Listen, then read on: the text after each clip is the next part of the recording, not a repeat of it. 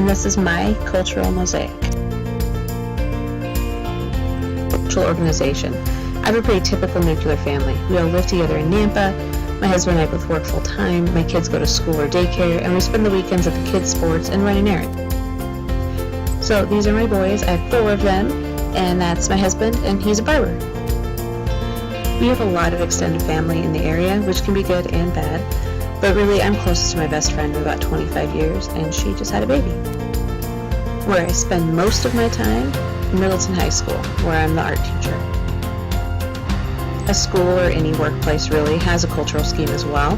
Right now I'm one of the new teachers and the only art teacher, so I don't interact with the teachers nearly as much as the students. So my language. I primarily speak English at home, it's very informal and usually sarcastic. At work I try to be more formal and stay gender neutral and be really clear. On my phone, very informal, but I don't like a lot of acronyms or exclamation points. I have studied Spanish and Japanese, but not nearly enough.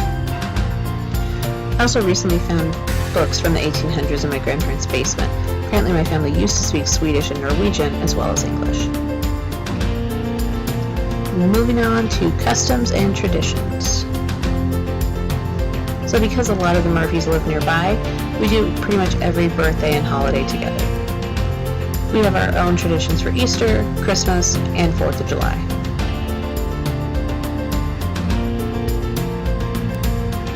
We also try to do our own thing and make our own little family traditions. I love heirlooms.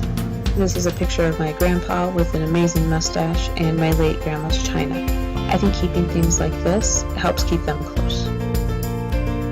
I also grabbed a ton of my grandma's fabrics from her sewing room that I am working on turning into a quilt. Right below is my great-grandmother's sewing machine. I think sewing is my family tradition.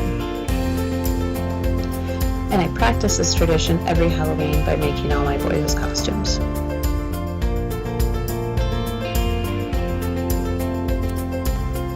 So moving on to art and literature, I am an art teacher, right? I like a lot of books, particularly Mary Shelley and Margaret Atwood. Currently on my nightstand I have these 2 books that I'm working on. For art, I have a lot of favorites, and I've been in a position to experience a big variety of artists and museums since I was a kid. My other grandma used to take me to San Francisco all the time, so we went to the Asian Art Museum, we went over to the MoMA and saw Yoko Ono, and I was introduced to conceptual art, and I also got to see Willem de Kooning, who was a huge influence for me. Like I spent the rest of the week drawing just crazy women. So our next area is religion.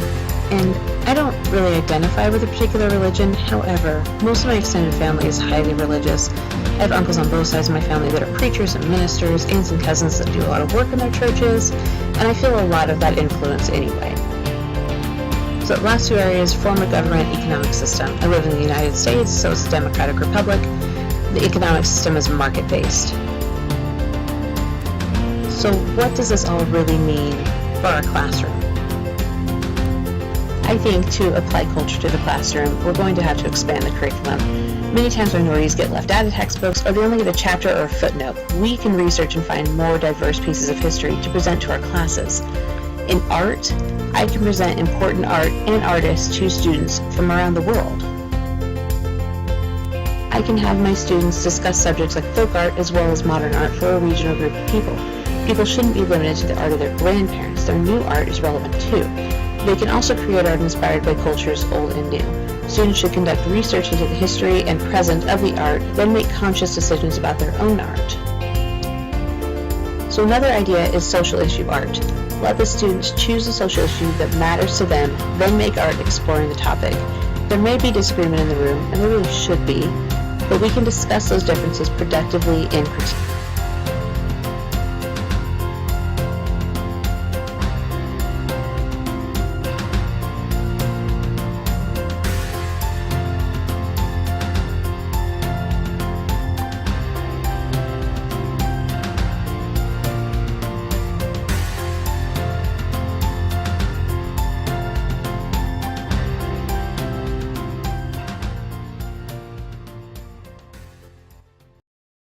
Created using Powtoon.